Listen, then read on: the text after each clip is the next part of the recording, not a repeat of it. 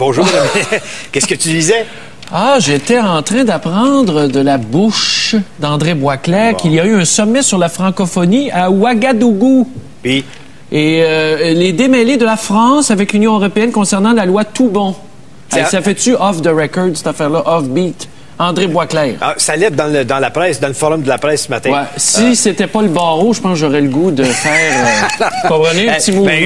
Écoute, moi, je suis en train de lire quelque chose de pas mal plus intéressant. Pas Belinda. Belinda Stronach et le joueur de hockey Ty Domi. Non. Parle-moi de Kim Zabé. Non. Moi, je veux que tu parles de Kim, qui s'est fait masser hier soir. Tu l'as pas regardé parce que t'as pas de télé. Non, mais j'imagine, c'est encore mieux. Ouais, OK. Bon, hey, Ty Domi, Belinda Stronach, faut que je te conte l'histoire. Parce que, habituellement, au Québec, mesdames et messieurs, les affaires matrimoniales se passent derrière des portes closes. Les journalistes sont toujours mis à la porte. Oui. Et généralement, on a le jugement, mais on n'a pas le droit d'identifier les personnes. Et là, c'est une cause qui a commencé hier devant le tribunal en Ontario, où est-ce que la femme de Ty Domi demande le divorce. Et là, surgit le nom de la belle grande politicienne Belinda Stronach. Belle, pas belle. Ben oui, c'est une belle femme. Pas du tout. Elle a l'air de Kermit la grenouille, mange cheveux blond. C'est vrai qu'elle ressemble à Kermit. Non, mais laisse-moi te conter l'histoire. Le monde va aimer ça parce que les journaux francophones passent à côté d'une succulente histoire matrimoniale racontée en Ontario où est-ce que Mme Stronach a eu comme partenaire d'élection, dans le sens qu'il est allé l'aider aux dernières élections. Oui, Ty Domi, le joueur vedette, le bagarreur des Maple Leafs de Toronto. Le batteur des Maple Leafs de Toronto. Donc, il s'en va faire de la politique avec, puis là, peut-être quelque chose. Et jusqu'à ce que madame s'en aperçoive, puis quand il s'en est aperçu, il a fait couper les caméras qui montraient ses allées et venues, ses sorties de la maison de chez lui, alors qu'il disait qu'il était à la maison, il n'était pas là. Il a dû dire à et sa là, femme. c'est tout devant le tribunal, et on apprend de sa femme qui lui a offert 1 million cash, plus une maison de 1,5 million pour qu'elle ne mentionne jamais le nom de madame Stronach dans les procédures de divorce. Tout ça pour s'être trempé le pinceau. Quoi? Mais non, mais quand est-ce que vous allez arrêter Non, mais la femme, elle aime pas ça, se faire mentir. Et c'est ça, il faut lui dire dès le début. La goutte qui a fait déborder le vase au mois de juillet, c'est pas loin, là, au mois de juillet dernier, alors que Ty a dit qu'il était allé dans une cause charitable jouer au golf dans les Maritimes, il s'est fait prendre à New York en train de magasiner main dans la main avec Belinda. Oui. Et là, madame le sut. On ne sait pas c'est qui le stool qui a appelé de New York pour lui dire ça, mais là, ça doit montagne. Et les menaces à l'effet que s'il mentionnait une fois le nom de Belinda dans les procédures, elle n'aurait rien comme règlement de divorce. Alors qu'il mais tu vois, elle est en train de tout perdre. Elle n'est pas plus avancée, sa femme. Elle n'est pas plus avancée. Elle aurait dû... If you can beat them, join them. Non. C'est ça notre devise. Ben voyons, donc c'est pas de même, ça marche. Il faut mettre les cartes sur table. Dire, écoute, je veux essayer avec Belinda. Est-ce qu'on peut tous ensemble se compromettre? Non, on devrait avoir une question intéressante ce matin. Est-ce que c'est avant, pendant ou après Bill? Oui, Bill Clinton. Parce qu'on a encore la rumeur au sujet de Belinda et Bill Clinton. Mais Mme Stronach dit qu'elle n'a rien à dire et rien... De toute façon, elle est célibataire depuis qu'elle a balancé... Peter McKay qui a choisi son collet maintenant. Qui a choisi son... Il se réconforte avec son collet. On l'a vu sur les plages de la Nouvelle-Écosse. Parlant de belle dame, il y a Elizabeth Hurley qui est en ville pour la campagne pour le cancer du sein. J'ai vu la photo. Elle était à Flash hier. Puis elle avait une robe dans le Journal de Montréal, photographiée sans soutien-gorge. Et on voit que c'est naturel et que c'est beau. Ben, c'est pourquoi tu... Réellement beau. Laisse faire la référence au soutien-gorge. C'est une très belle... Là, on parle du cancer du sein, là. Ben oui. Je te parle des seins. Ah. C'est vrai qu'elle est belle pour son âge, 42 ans. Pour ceux et celles qui voudraient la voir, elle est encore dans un grand magasin du centre-ville dont on ne fera pas la publicité. Ah oui, pourquoi? Parce qu'il est sur la rue Sherbrooke, juste en face du musée. Oui. Je pensais que tu étais là hier, moi, quand j'ai vu l'article ce matin. C'est parce que je ne le savais pas. Moi non plus. C'est parce que je ne le savais pas. C'est sûr que j'aurais été là. Mais je préfère Kim Zabé. Veux-tu bien me lâcher avec Je pense que je vais me griller d'une télévision. J'y songe sérieusement. Puisqu'on parle de cause, hier, on parlait de la cause du cancer du sein, mais la cause de l'homophobie, tu me disais que tu avais quelque chose à dire là-dessus. Oui, il y a eu une campagne de sensibilisation qui est lancée dans les écoles et moi, je soutiens cette cause-là et je pense que le problème est double. Ah oui? Premièrement, l'homophobie sur les terrains d'école est causée par les parents.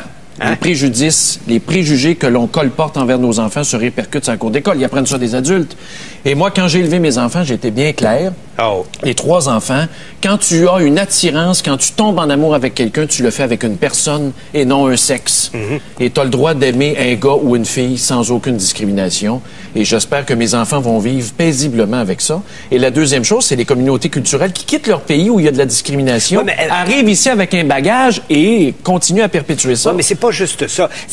T'as beau enseigner ça aux enfants. Quand ils arrivent dans la cour d'école... C'est un combat. C'est un combat, mais ils font partie d'une clique. Oui. Un bord ou de l'autre. Mais c'est là que les parents rentrent en ligne de cause. Et c'est là que les enfants se mettent à regarder l'autre en disant « T'es une tapette, t'es ci, t'es gay, t'es fif. » Mais ça part des parents pareil. C'est de la façon dont tu as éduqué tes enfants. Oui, mais t'as beau avoir un enfant que tu as éduqué comme du monde, s'il en fréquente un qui n'est pas éduqué, puis contamine le reste. Il devient comme les autres. Ouais.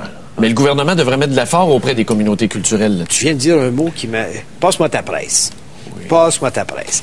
Hier soir, ici, il n'y avait pas que Mme Zabé, qu'elle s'appelle? Kim Zabé. Qui s'est faite masser. Bon. Il y avait un party dans la douche. Il y a ce matin dans la presse, parce qu'on parle de pommes pourries. Oui. Pommes pourries. On parle... Voyons, où est-ce que j'ai vu ça? Voyons. J'ai vu ça dans la presse de ce matin. Dis-moi le sujet, je veux te dire la page. Le rôle de l'imbécile malheureux. Il était ici avec Jean-Luc Mongrain hier, Alfonso Gagliano.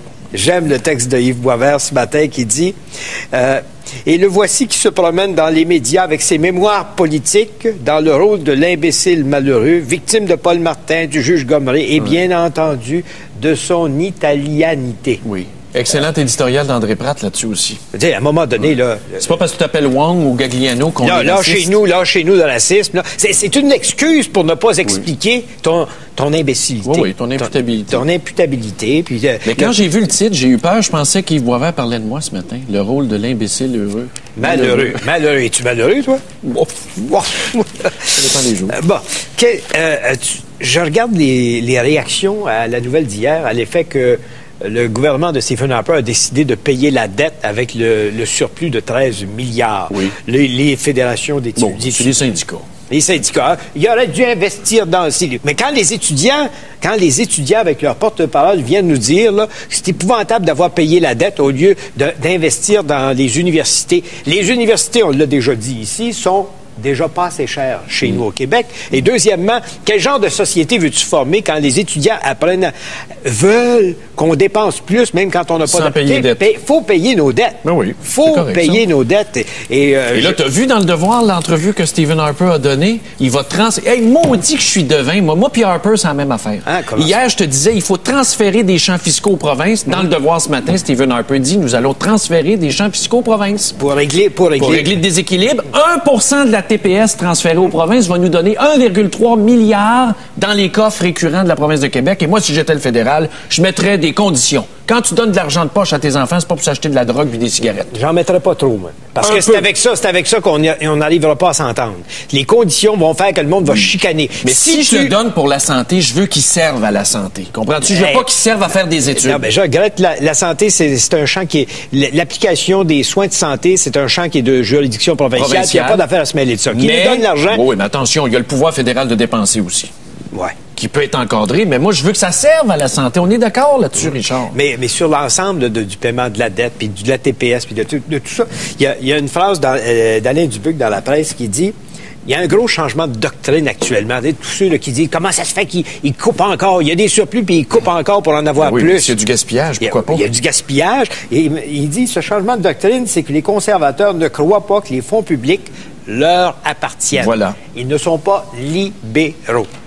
Les libéraux, correct, ça, c'est correct. C'est pas parce que tu as de l'argent en surplus au fédéral que tu es obligé d'en donner aux provinces. Non. Je veux dire, à un moment donné, là, ça tient pas debout, cet moi, si j'ai plus d'argent que mon voisin, je suis pas obligé de lui en donner, puis je suis pas obligé d'y enquêter s'il y en a plus que moi. Puis parce que tu gères bien, tu vas être obligé de le donner à ceux qui gèrent mal? Non. Il n'est pas question. C'est pour ça, moi, les conditions, je suis pour ça. Ce matin, on va parler du sondage qui montre que Jean Charest est en ascension dans la faveur populaire. C'est le sondage du Journal de la Presse. Mais en même temps, il a monté pour une chose que tu disais l'autre jour. Il agit comme un bon père de famille. C'est ça qu'on veut comme premier ministre. J'espère que ce message-là va se rendre à Stephen Harper parce que ce matin, il y a dans la Gazette... Haider Kadim. Haider Kadim, il y a 17 ans, ça c'est une des victimes de Dawson. 2 balles dans la tête. Il a eu 2 balles dans la tête, ce jeune-là. Il a survécu à la tuerie de Dawson et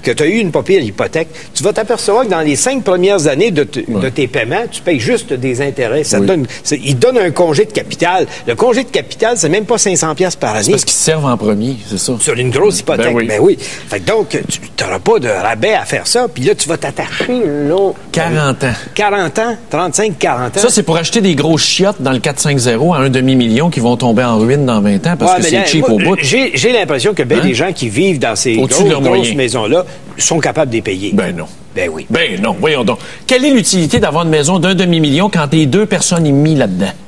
C'est ça, la réalité des banlieues, des chiottes de banlieue. C'est pas une question d'être dans une chiotte. Tu vis dans...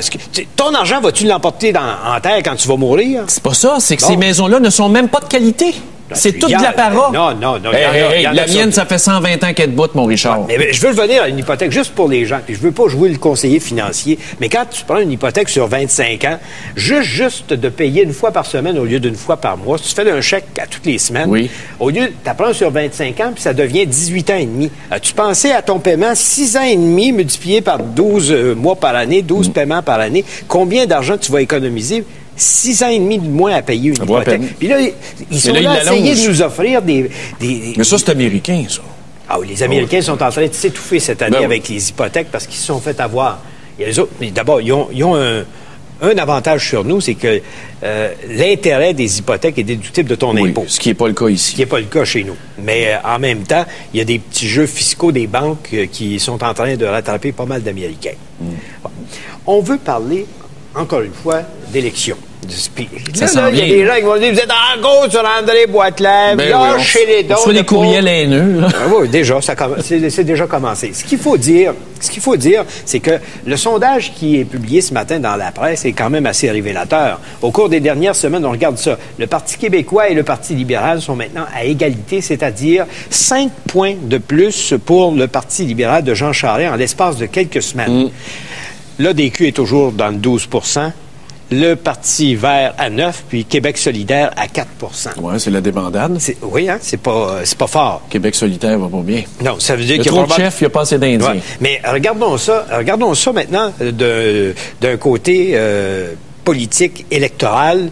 S'il y a une campagne cet automne ou s'il y a une campagne au printemps prochain, la vague est partie pour Jean Charest, d'après toi. Oui, le tsunami s'en vient. C'est irréversible. Moi, je suis convaincu qu'il va être réélu, ce gars-là. De la façon que ça s'en va. Ben, moi, je l'étais bien avant. Toi, de temps en temps, c'est parce que ça prenait une étincelle pour repartir. Donc, il y a des gens qui l'encadrent, qui le conseillent, et ça va très bien. Puis, ce qu'on aime, comme on l'a dit tout à l'heure, c'est un bon père de famille. C'est ça qu'on veut. Un gars qui fait sa job. Ouais, on l'a peut-être pas vu pendant 2 ans. Oui, mais Jean Charest est comme ça. Jean Charest, en temps normal, il fera pas les efforts que d'autres peuvent faire. Comme un étudiant de cégep. Mais c'est ça. Quand il arrive en fin de session, que c'est le temps de partir la machine, c'est un fighter, c'est un combatif. Sur une campagne électorale, il n'y a pas plus combatif que lui. Et au point de vue people, de se brancher sur le peuple, il est plus proche qu'André Boisclair et il est plus mature. Boisclair n'a pas la maturité de se rapprocher du peuple. Non, parce qu'un nouveau chef aurait dû gagner des points depuis... oui, la lune de miel, il n'y en a même pas eu. La pagaille est prise dans le PQ. Ouais. Ce gars-là est déconnecté. Ce gars-là, on n'a pas le goût de l'aimer. J'ai pas le goût de l'aimer, moi. Mais Lisette Lapointe, qu'est-ce qu'elle fait là? Je sais pas. Jacques Parizeau doit l'aimer pour laisser Lisette aller là-dedans. T'envoies pas Lisette à l'abattoir? Oh, elle fait peut-être partie des couacs dans le temps de la Deuxième Guerre mondiale. Elle va au front éclairé. Est-ce qu'il y a un plan B? Est-ce qu'il y a un plan B? Monsieur? Pas monsieur encore. Jamais 203. Jamais 203. On a en ligne avec nous Yves Dupré qui est spécialisé dans l'appréciation du comportement des hommes politiques. Il peut nous parler en long et en large de ce qu'ils font de bien et de ce qu'ils font de mal. Monsieur Dupré, bonjour. Monsieur Dupré? Allô? Est-ce qu'il est là? Oui, bonjour. Bonjour. Comment percevez-vous le sondage de ce matin, cette remontée de Jean Charest? C'est l'homme ou c'est son parti ou ses politiques qui sont responsables de ce changement? Je pense que c'est une combinaison de tout ça. Et soit en passant, ce n'est pas très surprenant quand on a regardé le sondage depuis, disons, le mois d'avril. Okay. On a vu, à partir, disons, à peu près à l'arrivée de M. Boisclair, le Parti québécois commencer à perdre du terrain. Les libéraux à continuer, disons, à ne pas descendre. Et à partir du mois de juillet-août, on a vu le Parti libéral gagner un peu de terrain. Et là, on voit aujourd'hui qu'on arrive à égalité. Soit en passant qu'il est une égalité théorique, là, parce que on sait très bien que pour qu'on pense à un gouvernement libéral, il faudrait qu'il ait au moins 5 points d'avance sur le Parti québécois pour penser remporter la victoire. Oui, mais le sondage révèle qu'il gagne des points à Montréal et qu'il gagne des points chez les francophones. Oui, puis en région aussi. C'est là que c'est, à mon avis, c'est les points en région qui sont les plus inquiétants pour le Parti québécois parce que on sait que traditionnellement, les régions ont toujours favorisé le Parti québécois, je dis au cours des 15 dernières années au moins, là, de façon nette. Alors, si le Parti québécois perd des points là, ça devient inquiétant. À Montréal, ben on le sait, à cause de la concentration du vote dans l'ouest de Montréal, il y a toujours eu des résultats mitigés quand on regarde les sondages. Oui, mais j'ai une question pour vous, M. Dupré. On s'est reparlé dans le passé plusieurs fois ici à cette émission-là pour l'analyse de l'image de Boisclair. Mais là, on se rend compte que Boisclair, on n'est pas capable d'aimer. Au niveau du peuple, il accroche pas. Effectivement, il y a un problème là. Je pense qu'il en est bien conscient, que les gens du Parti québécois sont conscients aussi. Mais, vous savez, c'est le genre de problème qu'on ne peut pas régler dans une petite recette simple là, qu'on donnerait le matin, puis l'après-midi, ça serait fait. Oui, mais Charest l'a réglé. C'est quelque chose qui demande du temps. Mais Charest l'a réglé. La preuve, c'est qu'il est un bon père de famille, puis qu'on est attiré justement vers ce genre de leadership-là au Québec. Il l'a réglé tout de suite. Oui, bien, M. Charest, ce qu'il a fait, ce qu'il a réussi à faire, c'est que depuis à peu près le mois de mai, il a réussi à éviter que son gouvernement se trouve dans quelques controverses que ce soit. D'une part, parce que toutes les controverses se sont additionnées contre lui dans les 2 années et demie du début. Depuis à ça, en même temps, parallèlement à ça, ce que vous appelez son côté bon père de famille, oui, effectivement. Par exemple, la lettre à ce qui a trait à Mme Wong la semaine dernière a certainement fait beaucoup pour son image au Québec. On a vu quelqu'un qui s'est levé pour défendre vigoureusement, parce qu'on a l'habitude de parler des politiciens comme ayant une langue de bois, mais la lettre de M. Charest, ce chapitre-là, était très claire et très dure. Très bonne, oui. Si vous aviez à conseiller André Boisclair, vous commenceriez par quoi? Ben, je pense que c'est déjà commencé. Parce que j'ai regardé, moi, j'ai été très critique de la performance de M. Boisclair au début de l'été. Je trouve que depuis à peu près un mois, il semble beaucoup plus à l'aise devant les caméras et devant les médias qu'il l'était. Ah oui? Et c'était son principal problème parce qu'il donnait l'impression, quand on le regardait et qu'on n'est pas dans la chose politique, de quelqu'un qui est apeuré. Alors évidemment, c'est pas de nature à inciter l'adhésion que quand on sent qu'un politicien a l'air apeuré. Oui, mais il est pas là. Il est pas là. Il a manqué tous les rendez-vous. Il est toujours à son chalet. Effectivement. Mais vous savez, enfin, je veux pas le défendre, il est capable de faire ça lui-même, mais disons que c'est certain que quand on est à l'opposition, c'est plus difficile d'obtenir de la présence. Je regardais aujourd'hui, par exemple, alors que M. Charest est en Roumanie, il y a une lettre de M. Boisclair dans les médias ce matin pour essayer d'être présent justement dans ce débat de la francophonie. Le bon peuple est même pas capable de comprendre. Pensez-vous que le peuple comprend quelque chose dans on n'en a rien à cirer, moi, du sommet de Rougoudou. Effectivement, c'est vrai. Vous avez raison, c'est pas ça qui va faire changer l'opinion publique. Mais c'est certain qu'auprès des leaders d'opinion qui sont plus susceptibles de lire ce genre de choses-là, il est présent. Et ça vaut ce que ça vaut. C'est pas, je dis pas que c'est un atout. Ouais, mais il faudrait qu'il s'approche du monde qui vote plutôt que des leaders d'opinion sont pas nombreux. Effectivement. Mais vous savez, avec les résultats du sondage qu'on a là, ce qui est à mon avis très significatif, c'est que l'insatisfaction par rapport aux libéraux se réduit considérablement. On se rappellera qu'elle s'est maintenue pendant à peu près presque un an à 70% ou très proche. Là, on est rendu en bas de 60. On commence à arriver dans des chiffres qui sont un peu plus normaux pour un gouvernement qui a 3 ans d'existence. Et ça, on le voit, ça se traduit en intention de vote pour le Parti libéral. Maintenant, il faut que ça se continue. Moi, vous et moi, si j'étais M. Charest ce matin, je ne déciderais pas de déclencher des élections cet automne. Vous avez raison, oui. J'attendrai encore un peu. Oui, le dernier scénario dont j'ai entendu parler, c'est le mois d'avril. Ça aurait du sens. Ça aurait du sens. Ben, merci beaucoup. Merci, M. Dupré. Au revoir. plaisir. Merci, au revoir. Alors, je vous rappelle notre question ce matin. André Boisclair, quand on regarde tout ça, quand on regarde sa lettre, quand on regarde les sondages, André Boisclair est-il un fardeau pour le Parti québécois? On commence à prendre vos opinions tout de suite après la pause.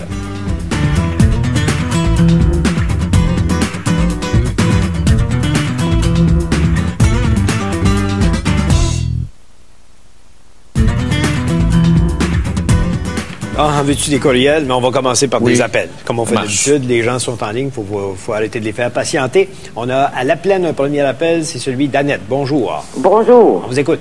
Oui. Oui. Oui. Oui, quoi? Je peux vous dire une chose, c'est que je suis très contente que Boisclair ait été élu au Parti québécois. Pourquoi? Parce que ça donne une chance aux libéraux de passer. Oui. Selon la presse, il y a 2 semaines ou une semaine, j'ai lu un article et on mentionnait Oussana Ben Boisclair. Ah oui, c'est quoi ça? Je ne sais pas si vous avez lu l'article, mais elle était passablement bien. Et moi, je suis contente parce que il n'y a pas de chance de passer. C'est un être absolument incompétent, à mon point de vue. Bon. Il faut y en donner quelques compétences. Faut donner une chance quand même au gars. Là. Il n'est pas arrivé là par hasard. Il y a du monde qui a cru. Mais c'est pas l'homme de la situation. Puis c'est triste parce que j'y ai cru moi aussi. J'y ai cru, oui, je te disais, tombe, Boisclair. T'avais Pauline comme choix. Ben, c'est ça, c'est que t'avais pas de choix. Puis t'avais Bernard qui est parti pour... on ne sait pas pourquoi. On ne sait pas trop pourquoi. Pour Chantal. Ouais. Mais de toute façon, je pense que ça donne une chance aux libéraux de pouvoir établir leurs normes comme il faut. Moi, j'aimerais pas ça devenir un pays sous-développé avec le Parti québécois. OK. Merci, Annette, de votre appel. On va aller à Québec. On a Daniel du côté de Québec. Ouais. Bonjour. Bonjour. On vous écoute. Oui, moi, je trouve que Boisclair, c'en est un fardeau. Puis, je suis d'accord avec la dame qui vient d'appeler avant. Oui. Mais est-ce que vous avez senti à un moment donné qu'il y avait des chances? Comme certains péquistes, ceux qui l'ont élu, à tout le moins?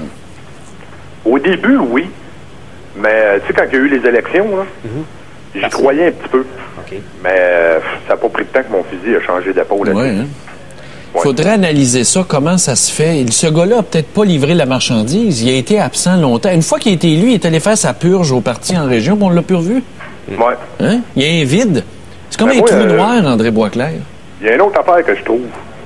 Je trouve que le PQ, là, c'est un fardeau pour la politique. Le Parti vert québécois, c'en est un. Puis l'autre, le Québec solidaire. On peut quand même pas éliminer l'opposition du jour au lendemain. Là. Ben, Fidel Castro l'a fait. Ça prend de l'opposition en politique. Puis, oui, c'est sûr. Mais s'il y aurait moins de partis là, aux Québécois, là,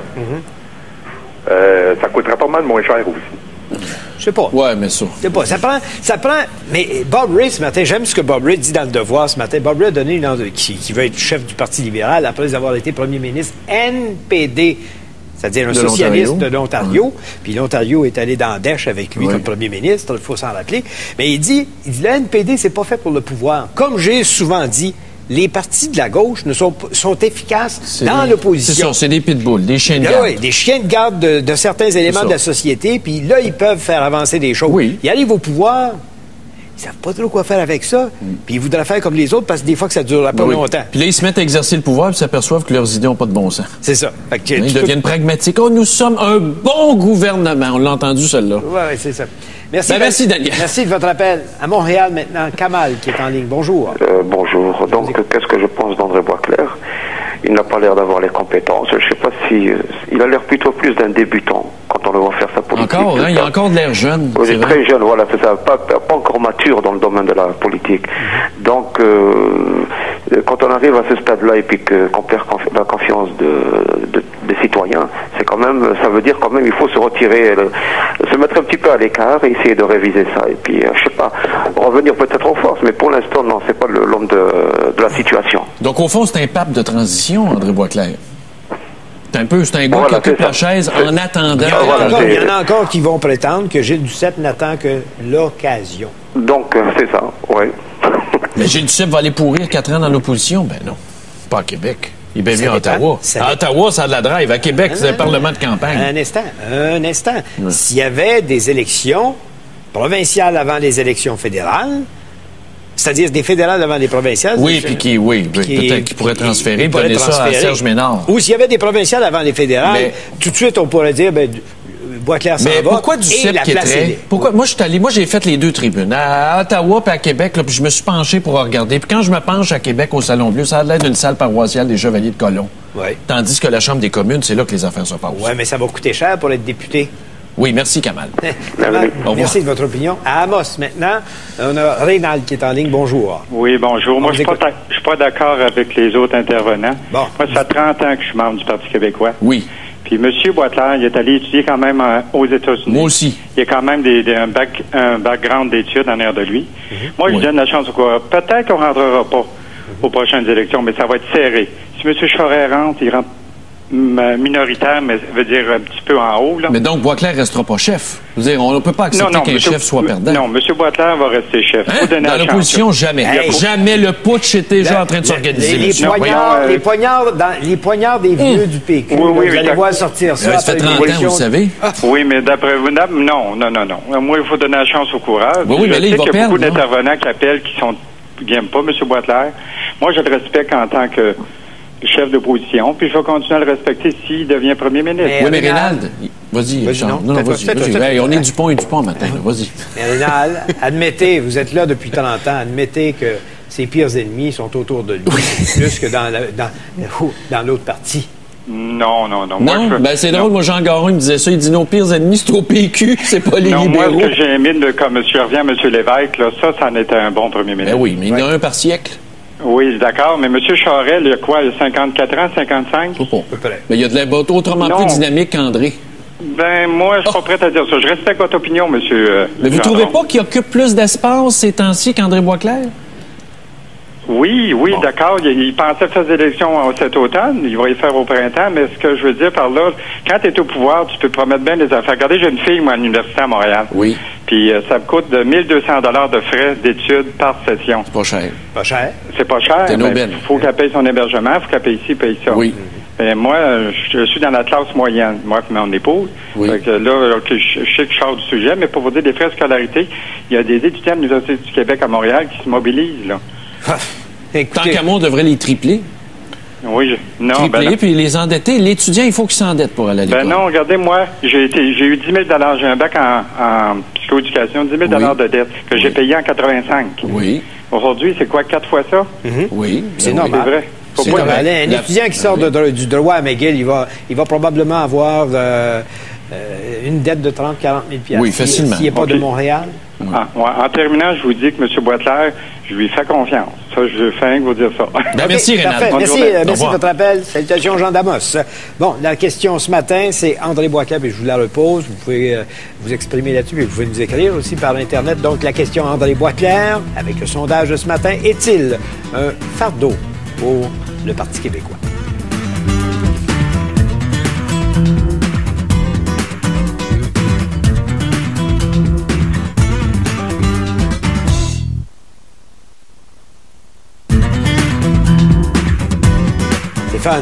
Oui. Qu'est-ce qu'on dit au monde qui nous affuble de bêtises en disant que c'est de notre faute? Ouais. C'est de notre faute si le sondage croppe la presse de ce matin dit qu'il est... Non, c'est pas de notre faute, parce que, regarde, Charest, on ne l'a pas ménagé de temps en temps, puis tout d'un coup, on rend à César ce qui est à César. Quand tu observes la politique, t'as beau être d'un bord ou de l'autre, t'es pas obligé d'accepter l'aberration. Non. L'imbécilité. Non. C'est aussi simple que ça. Puis moi, j'ai pas de sympathie avec le Parti libéral. On sait pourquoi, mais j'admire Jean Charest quand il fait des bons coups. C'est correct. Il faut le supporter. Ici, je veux m'excuser, encore une fois, auprès de Patricia Forgette, qui me dit que j'ai émis des remarques sexistes en parlant d'Elizabeth Hurley. Et j'ai dit, pour 42 ans, c'est assez bien conservé. Puis quoi? Elle me dit que c'est sexiste. D'avoir dit ça. Bon, alors... Je m'excuse. Mais c'est vrai qu'elle est belle. Bon, je vais te donner en rafale des opinions sur André Boisclair. Madame Morin, dans l'Outaouais, dit il voulait du sang jeune, il nous sort Madame Lapointe. Le Dream Team des has-been. Madame Courpier dit c'est un incompétent de luxe. Monsieur Trudel à Rouyn-Noranda dit, d'abord il l'appelle Monsieur Poitclair au lieu de Monsieur Boisclair. Il dit Monsieur Poitclair est une monumentale erreur, Dieu qu'il est nul et insignifiant. Marque ici la pire erreur monumentale commise par le Parti québécois, le pire des chefs de l'opposition. Puis Robert à Vaudreuil dit un fardeau, un pétard. Pétard écrit P-E-T-T-O-R, un pétard mouillé. Parce qu'il est allé à l'école au Québec. Non, tout le reste est bien écrit. Ah oui? OK, c'est volontaire. C'est volontaire qu'il a écrit pétard mouillé. On prend un appel à Montréal. Pierre, bonjour. Bonjour. On vous écoute. Oui, en ce qui concerne M. Boisclair, M. Smiley lui-même, durant la fête moi, je suis membre du Parti québécois. Oui. Et puis, durant la fête de la Saint-Jean-Baptiste, ça commençait à se discuter que si M. Boisclair était réélu, en ce qui concerne qu'il ne fait pas grand-chose actuellement, il n'est jamais là quand on en a besoin le plus possible. Oui. On était pour faire un baril avec un feu dedans, en face du Parti québécois, sur la rue Papineau, et de brûler nos cartes. Ah, oui? Oui, monsieur. Ça en est rendu là. C'est un groupe de nous-mêmes. Mais faites-le. Faites-le. Il faut que la contestation parte à l'intérieur du parti. Suivez la tradition. C'est le même qu'il y en a d'autres qui ont fait dans des syndicats. Nous autres, on ne fait pas les syndicats, mais... Renversez-le. Il faut le renverser comme ça. On n'a pas le choix. Je vous encourage à le renverser, moi. Ça serait une farce. Ça serait avec les médias à notre appui.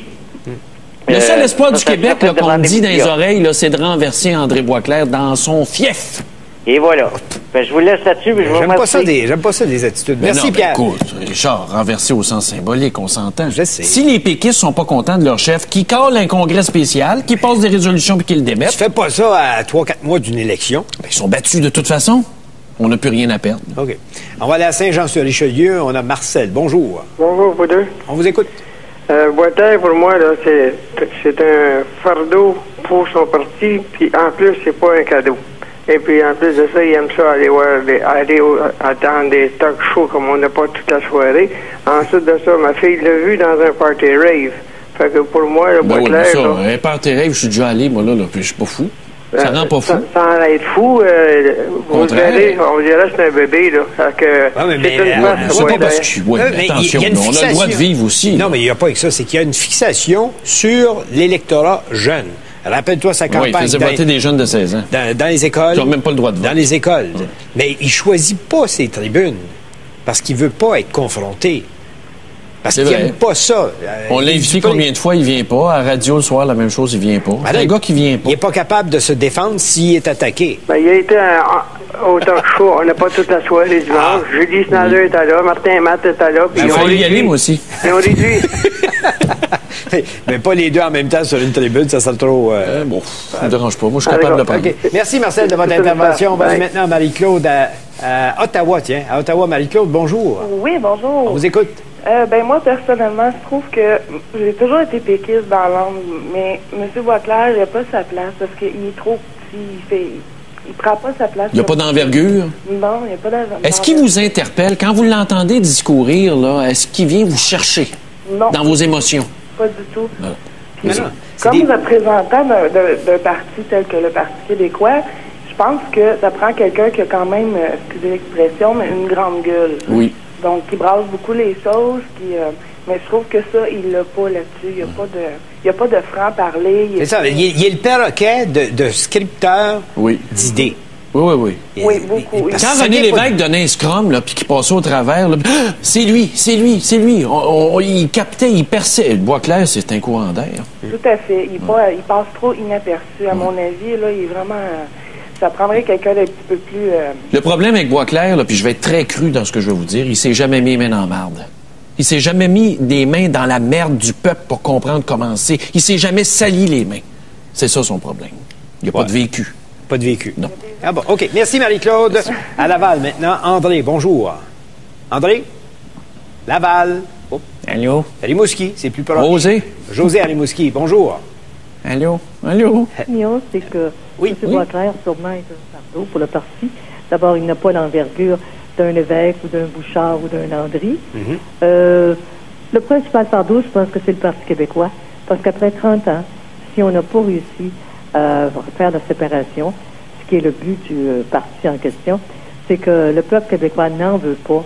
Alors, pourquoi pas mettre de côté cette option-là et travailler plutôt pour l'amélioration de la participation avec les autres partis et le Parti fédéral pour faire du Québec une province encore meilleure qu'elle était. Ravivons l'Union nationale. Non, mais c'est vrai ce qu'elle dit. C'est vrai, au fond. Quand en 30 ans, t'as pas été capable de faire passer ton idée, c'est que t'es un loser.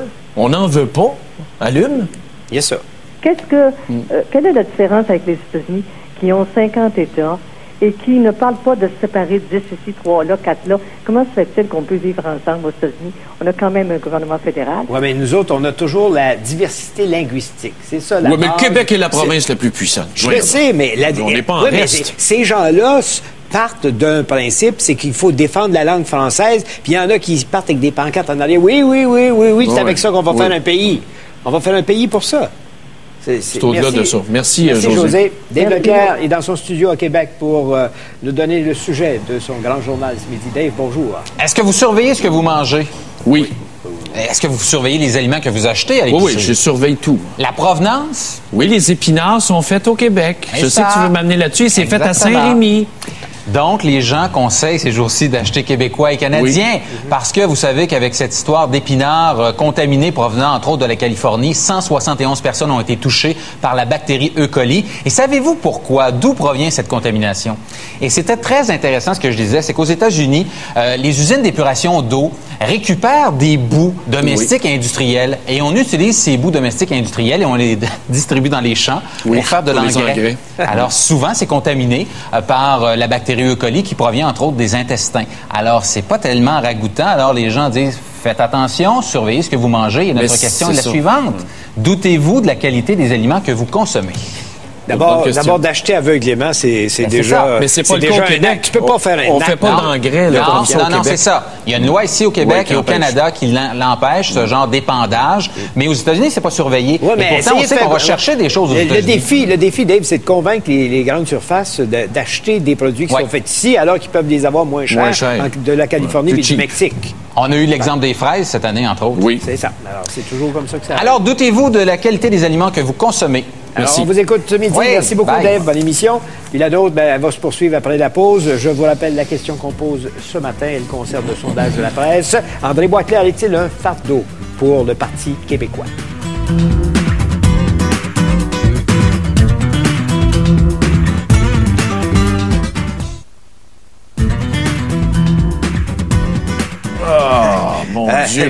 Mon Dieu. Écoute ça. M. Boisclair ne rend pas service au PQ. C'est qu'il parle beaucoup pour ne rien dire. Il dit, Mme Duguay dit, je n'ai encore aucune idée de ses idées. Bon, j'en ai un drôle ici. Monsieur Samuel de Beaumont. Monsieur Boisclair ne sera jamais capable de gouverner sur le sens du monde. Lui et Framboise David ne servent à rien. La gauche au Québec n'est qu'une nuisance publique. Bien. Ici, à Amos, on dit l'homme de la situation, c'est Gilles Duceppe. Je pensais que c'était Gilles Les sondages changeraient si c'était lui. Puis Charest a-t-il réalisé... Puis j'ai Pierre-Luc à Laval qui dit, Charest a-t-il réalisé quelque chose de si génial dernièrement? Il dit, à part de passer à la télévision, il dit, je comprends mal mes frères québécois. Ah oui? Les frères, les camarades j'en ai de un barricade, ici. s'il vous plaît. J'ai voté pour lui, mais malheureusement, je me rends compte que Kim Zabé serait mieux que lui. Lâche-moi Kim Zabé, là. On n'est pas ici pour faire de la promotion de... Non, mais il va falloir que je parle au patron. OK, on prend un appel à Québec. Claude, bonjour. Oui, bonjour. On vous écoute. Bon, moi, tantôt, M. Gendron disait que M. Boisclair n'avait pas de véhicule. C'est un ancien toxicomane. Je pense que non, il y a pas mal de véhicules. Oui. Oui. Puis, deuxièmement... Vous trouvez que c'est du véhicule sans avoir sniffé de la coke? C'est le seul qui est allé dans les raves. C'est pour s'approcher justement des jeunes. Oui. Moi, quand je vais dans les raves, c'est pas pour me rapprocher des jeunes, c'est pour me faire du fun. Comment tu dis ça? Quand je vais dans les raves, moi, c'est pour me faire du fun. Ben oui, mais... Tu vas là-dedans pour vrai? Tu te rapproches des jeunes en même temps. Hein? Tu te rapproches des jeunes en même temps en te faisant du fun? Oui, mais... La population est vieillissante. Il faudrait peut-être que quelqu'un... Oui, c'est ça. Il faut aller aussi dans les parties d'âge d'or, la FADOC. Les salles paroissiales. Ça, là... de voir... J'aurais l'impression qu'ils mettraient des gants pour leur donner la main. Oui. Puis les fameux sondages, là... On n'est jamais appelé pour les fameux sondages. Ils prennent une partie de la population, puis c'est la population. Mais vous êtes péquiste, là, vous entendez parler, là. C'est la population de Non, mais répondez donc, là. Êtes-vous péquiste? Oui, oui, je suis péquiste. Puis vous me dites que Boisclair a du véhicule parce qu'il a sniffé de la coke. Non, pas juste parce qu'il a sniffé de la coke. Tu sais, du véhicule, là, t'as beau... tu n'as dans la rue, tu n'as partout du véhicule. Oui, c'est plein de véhicules ici. Les jeunes dans la rue, il y a vécu comme la toxicomanie puis l'alcoolisme. OK. Merci, Claude. On prend un dernier appel à Shawinigan. Jean-Pierre, bonjour. Bonjour, messieurs. On vous écoute. Je m'excuse pour le son. J'espère que vous m'entendez bien. Très bien. Le problème d'André Boisclair, c'est qu'il n'y a pas le charisme que les Québécois attendent. C'est pas un bouchard. C'est un gars qui est pas près du peuple, qui parle pas comme le peuple. Puis malheureusement, avec une grosse pilule comme la séparation du Québec de la souveraineté qu'il veut faire, ça va prendre quelqu'un avec un calibre qui va être près du peuple. Oui. T'as pas le choix. Pour faire un changement si radical dans la vie de tous les jours de tous les Québécois, ça prend quelqu'un que tu dis, je vais le suivre aveuglément. Ça prend un Moïse. Ça prend un rassembleur, ça prend quelqu'un qui est près du peuple. C'est le peuple qui va faire qu'il va y avoir possiblement une souveraineté. C'est pas juste les simples décideurs. C'est vrai. C'est vrai. Ça, vous avez tout à fait raison, mais qui On est dans un vide politique, il y a un trou noir, là. Écoutez bien, là. Là, à date, là, il y a un ex-artiste qui se présente. Il y en a une qui est sur le bord du foyer d'accueil qui se présente. Ça regarde pas bien, là. Merci, Jean-Pierre. Merci. Bonne journée. Au revoir. Juste en terminant, parce que tu as dit ça au début de la semaine. Quoi? Ta flamme souverainiste était ravivée par la chanson Évangéline. Évangéline de Marie-Jo Thériault. Je l'ai encore écoutée ce matin et j'ai pleuré. Et puis? C'est très beau. Vas-tu voter pour André Boisclair? Ben non. C'est évident. Ah. Mais moi, je vote à DQ dans le comté. C'est juste la flamme Chez nous, je vote à interne. DQ. Ah. Tu vas voter à DQ. Je vote pour Albert. Voilà, ben, bon. Merci d'avoir été là. Passez une excellente journée. Continuez d'y penser.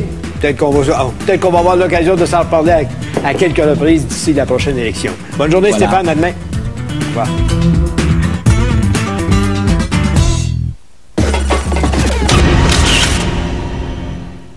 Et la question... Se compromettre. Non, on devrait avoir une question intéressante ce matin. Est-ce que c'est avant, pendant ou après Bill? Oui, Bill Clinton.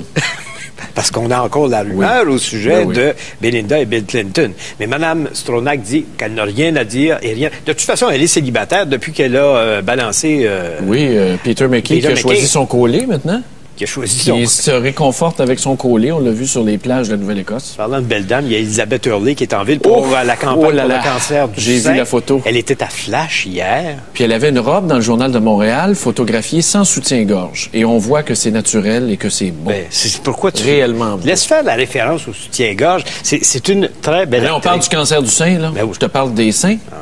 C'est vrai qu'elle est belle pour son âge, 42 ans. Pour ceux et celles qui voudraient la voir, elle est encore dans un grand magasin du centre-ville dont on ne fera pas la publicité. Ah oui, pourquoi? Parce qu'il est sur la rue Sherbrooke, juste en face du musée. Oui, oui. Je pensais que tu étais là hier, moi, quand j'ai vu l'article ce matin. C'est parce que je ne le savais pas. Moi non plus. C'est parce que je ne le savais pas. C'est sûr que j'aurais été là. Mais je préfère Kim Zabé. Ah, veux-tu bien me lâcher avec Je pense que je vais me griller d'une télévision. J'y songe sérieusement. Puisqu'on parle de cause, hier, on parlait de la cause du cancer du sein, mais la cause de l'homophobie, tu me disais que tu avais quelque chose à dire là-dessus. Oui, il y a eu une campagne de sensibilisation qui est lancée dans les écoles et moi, je soutiens cette cause-là et je pense que le problème est double. Ah oui? Premièrement, l'homophobie sur les terrains d'école est causée par les parents. Les préjudices, les préjugés que l'on colporte envers nos enfants se répercutent sur la cour d'école. Ils apprennent ça des adultes. Et moi, quand j'ai élevé mes enfants, j'ai... D'élection, dans le sens qu'il est allé l'aider aux dernières élections. Oui, Ty Domi, le joueur vedette, le bagarreur des Maple Leafs de Toronto. Le batteur des Maple Leafs de Toronto. Donc, il s'en va faire de la politique avec, puis là... peut-être quelque chose. Et jusqu'à ce que madame s'en aperçoive, puis quand il s'en est aperçu, il a fait couper les caméras qui montraient ses allées et venues, ses sorties de la maison de chez lui, alors qu'il disait qu'il était à la maison, il n'était pas là. Il a dû le dire à sa et là, femme. c'est tout devant le tribunal, et on apprend de sa femme qui lui a offert 1 million cash, plus une maison de 1,5 million pour qu'elle ne mentionne jamais le nom de madame Stronach dans les procédures de divorce. Tout ça pour s'être trempé le pinceau. Quoi? Mais non, mais quand est-ce que vous allez arrêter Non, mais la femme, elle aime pas ça, se faire mentir. Et c'est ça, il faut lui dire dès le début. La goutte qui a fait déborder le vase au mois de juillet, c'est pas loin, là, au mois de juillet dernier, alors que Ty a dit qu'il était allé dans une cause charitable jouer au golf dans les Maritimes, il s'est fait prendre à New York en train de magasiner main dans la main avec Belinda. Oui. Et là, madame le su. On ne sait pas c'est qui le stool qui a appelé de New York pour lui dire ça, mais là, ça Dewar Montaille.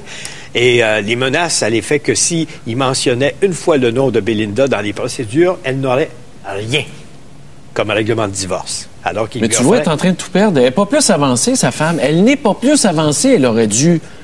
If you can't beat them, join them. Non. C'est ça notre devise. Ben voyons donc, c'est pas de même, ça marche. Il faut mettre les cartes sur table, dire, écoute, je veux essayer avec Belinda. Est-ce qu'on peut tous ensemble... Je gommerai, et bien entendu, de son italianité. Oui. Excellent éditorial d'André Pratt là-dessus aussi. Tu sais, à un moment donné, là... C'est pas parce que tu t'appelles Wong ou Gagliano qu'on est raciste. Lâchez-nous de racisme. C'est une excuse pour ne pas expliquer ton imbécilité. Oui, ton imputabilité. Ton imputabilité. Puis, mais quand j'ai vu le titre, j'ai eu peur. Je pensais qu'Yves Boisvert parlait de moi ce matin. Le rôle de l'imbécile heureux. Malheureux. Es-tu malheureux, toi? Ça dépend des jours. Je regarde les réactions à la nouvelle d'hier, à l'effet que le gouvernement de Stephen Harper a décidé de payer la dette avec le surplus de 13 milliards. Oui. Les fédérations d'études. Bon, c'est les syndicats. les syndicats, il aurait dû investir dans... Mais quand les étudiants avec leur porte-parole viennent nous dire là, que c'est épouvantable d'avoir payé la dette au lieu d'investir dans les universités. Les universités, on l'a déjà dit ici, sont déjà pas assez cher chez nous au Québec. Et deuxièmement, quel genre de société veux-tu former quand les étudiants veulent qu'on dépense plus, même quand on n'a pas de dette? Il faut payer nos dettes. Ben oui, faut payer nos dettes. Et là, tu as vu dans Le Devoir l'entrevue que Stephen Harper a donnée? Il va Hey, maudit que je suis devin. Moi puis Harper, c'est la même affaire. Hier, je te disais, il faut transférer des champs fiscaux aux provinces. Dans Le Devoir ce matin, Stephen Harper dit, nous allons transférer des champs fiscaux aux provinces. Pour régler le déséquilibre. 1% de la TPS transférée aux provinces va nous donner 1,3 milliard dans les coffres récurrents de la province de Québec. Et moi, si j'étais le fédéral, je mettrais des conditions. Quand tu donnes de l'argent de poche à tes enfants, c'est pas pour s'acheter de la drogue puis des cigarettes. J'en mettrais...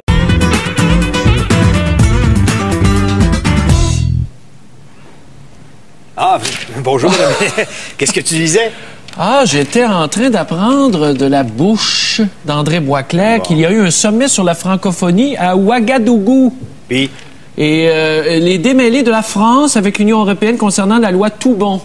Ça fait-tu off the record, cette affaire-là, off beat? André Boisclair. Ah, ça l'est dans la presse, dans le forum de la presse ce matin. Ouais. Si c'était pas le barreau, je pense que j'aurais le goût de faire, comprenez, un petit mouvement. Écoute, moi, je suis en train de lire quelque chose de pas mal plus intéressant. Pas Belinda. Belinda Stronach et le joueur de hockey Ty Domi. Non. Parle-moi de Kim Zabé. Non. Moi, je veux que tu parles de Kim, qui s'est fait masser hier soir. Tu l'as pas regardé parce que t'as pas de télé. Non, mais j'imagine, c'est encore mieux. Ouais, OK. Bon, Ty Domi, Belinda Stronach, faut que je te conte l'histoire. Parce que, habituellement, au Québec, mesdames et messieurs, les affaires matrimoniales se passent derrière des portes closes. Les journalistes sont toujours mis à la porte. Oui. Et généralement, on a le jugement, mais on n'a pas le droit d'identifier les personnes. Et là, c'est une cause qui a commencé hier devant le tribunal en Ontario, où est-ce que la femme de Ty Domi demande le divorce. Et là, surgit le nom de la belle grande politicienne Belinda Stronach. Belle, pas belle. Ben oui, c'est une belle femme. Pas du tout. Elle a l'air de Kermit la grenouille, mais en cheveux blonds. C'est vrai qu'elle ressemble à Kermit. Non, mais laisse-moi te conter l'histoire. Le monde va aimer ça parce que les journaux francophones passent à côté d'une succulente histoire matrimoniale racontée en Ontario où est-ce que Mme Stronach a eu comme partenaire... C'est bien clair. Oh. Les 3 enfants, quand tu as une attirance, quand tu tombes en amour avec quelqu'un, tu le fais avec une personne et non un sexe. Et tu as le droit d'aimer un gars ou une fille sans aucune discrimination. Et j'espère que mes enfants vont vivre paisiblement avec ça. Et la deuxième chose, c'est les communautés culturelles qui quittent leur pays où il y a de la discrimination, arrivent ici avec un bagage et continuent à perpétuer ça. Ouais, mais c'est pas juste ça. T'as beau enseigner ça aux enfants. Quand ils arrivent dans la cour d'école... C'est un combat. C'est un combat, mais ils font partie d'une clique. Oui. Un bord ou de l'autre. Mais c'est là que les parents rentrent en ligne de cause. Et c'est là que les enfants se mettent à regarder l'autre en disant « T'es une tapette, t'es ci, t'es gay, t'es fif. » Mais ça part des parents pareil. C'est de la façon dont tu as éduqué tes enfants. Oui, mais t'as beau avoir un enfant que tu as éduqué comme du monde, s'il en fréquente un qui n'est pas éduqué, il contamine le reste. Il devient comme les autres. Voilà. Mais le gouvernement devrait mettre de l'effort auprès des communautés culturelles. Tu viens de dire un mot qui m'a... Passe-moi ta presse. Passe-moi ta presse. Hier soir, ici, là, il n'y avait pas que Mme Zabé, qu'elle s'appelle? Kim Zabé. Qui s'est fait masser. Bon. Il y avait un party dans la douche. Il y a ce matin dans la presse, parce qu'on parle de pommes pourries. Oui.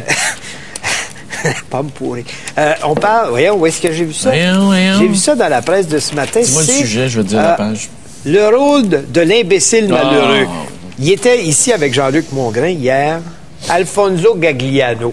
J'aime le texte de Yves Boisvert ce matin qui dit et le voici qui se promène dans les médias avec ses mémoires politiques dans le rôle de l'imbécile malheureux, victime de Paul Martin, du juge